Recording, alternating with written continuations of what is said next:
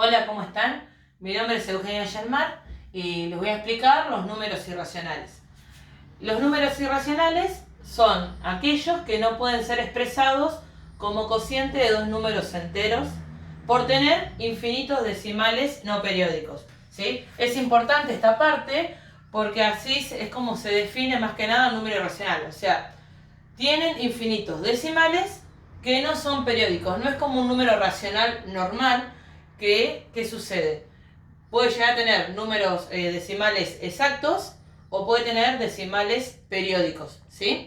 Entonces, la gran diferencia entre los irracionales y los racionales es justamente esta, que los irracionales tienen infinitos decimales no periódicos, ¿sí? Por ejemplo, un número irracional sería raíz de 2, que es, si ustedes lo hacen en la calculadora, es 1,41, 42, 13 y después va a continuar infinitamente, ¿sí?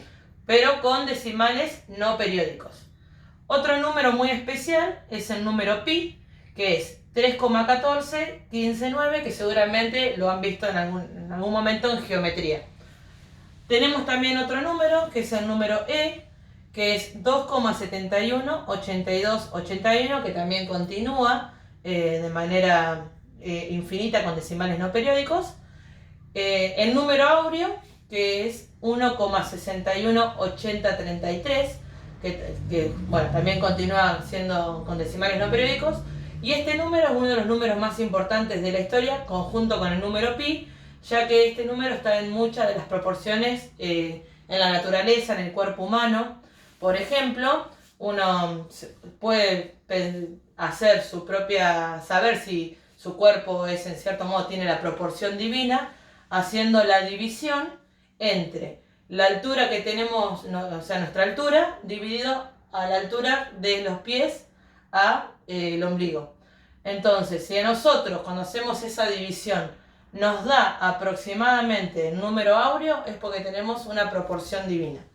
Aparte, este número está en muchas obras de arte, también está en la arquitectura antigua, bueno, y hay muchísimos ejemplos más. Otro número que también es irracional es raíz cúbica de 5, que si ustedes lo calculan es 1,70, 99,75 y también tiene infinitos decimales no periódicos. Para tener en cuenta más que nada, por ejemplo, el número pi, el número e y el número áureo son números especiales, ¿sí? Que surgieron en algún determinado momento y por algún determinado problema, ¿sí? Ahora, raíz de 2, raíz cúbica de 5 ya son ejemplos más normales. Para tener en cuenta, la gran mayoría de los números irracionales surge de las raíces que no tienen solución exacta, ¿sí? O sea que si yo quiero encontrar números irracionales, solamente con encontrar o a buscar raíces que no tengan solución exacta, ya encontraríamos números irracionales. Bueno, continuando con lo anterior, a partir de los números irracionales ya tenemos todos los conjuntos numéricos, por así decirlo. Entonces, a partir de estos surgen los números reales. El conjunto de los números reales está formado por los números irracionales y los números racionales. Para recordar un poquito y para que sea más claro, les voy a hacer un pequeño gráfico, ¿sí? Primero que nada, nosotros tenemos los que se conocen como números naturales, ¿sí? Que se denotan con una n, ¿sí?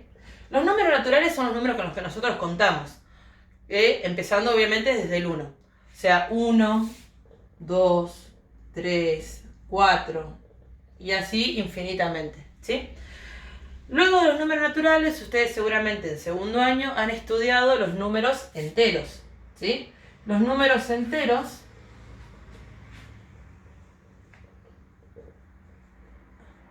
se denotan con una Z, ¿sí? Ahora, los números enteros completan a los números naturales. ¿Por qué se completan? Porque estamos trabajando ahora con la parte negativa, por así decirlo. Trabajamos con los naturales y con los negativos. O sea que vamos a tener el 1, el 2, el 3, el 4, punto suspensivo. Y vamos a tener el 0, el menos 1, el menos 2, punto suspensivo. ¿Sí? Fíjense que entonces los números enteros contienen a los números naturales. O sea, si ustedes se fijan, 1, 2, 3, 4 son números naturales. Lo que nosotros hacemos cuando trabajamos con números enteros es agregar el 0 y los números negativos, que serían los naturales, en espejo. ¿Sí? Después de los números enteros surgen los números racionales, que ustedes los conocen como fracciones o como números decimales, y se denotan con una Q. ¿Sí?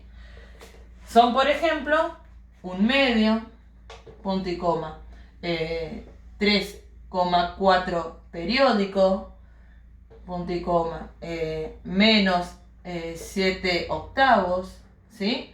Esos son ejemplos de números racionales. Y como una contraparte de los números racionales, ¿sí? Tenemos por otro lado a los números irracionales, que lo voy a escribir acá abajo, números irracionales.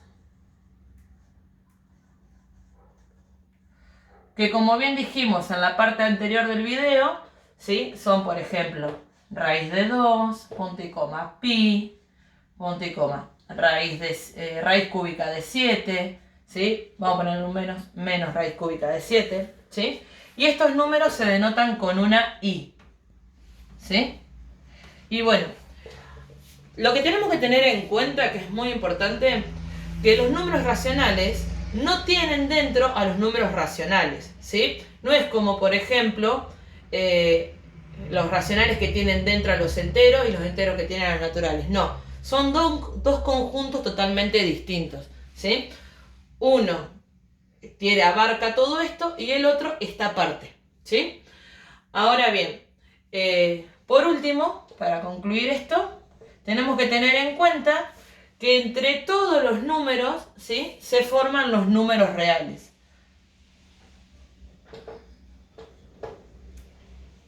Que se denota con una R. ¿Sí?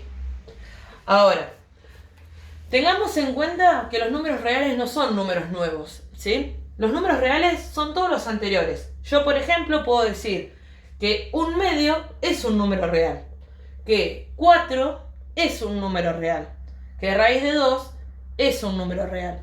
Lo que no puedo decir, por ejemplo, es que 2 sea un número racional, que raíz de 2, por ejemplo, sea un número racional, ¿sí? Tampoco puedo decir que el menos 1, por ejemplo, pertenece a los números naturales. No, ¿sí? Eso sería más que nada diferencia. Pero sí tenemos que tener en cuenta que los números reales son todos los números anteriores. O sea, hablar de un número real es hablar de cualquier tipo de número anterior.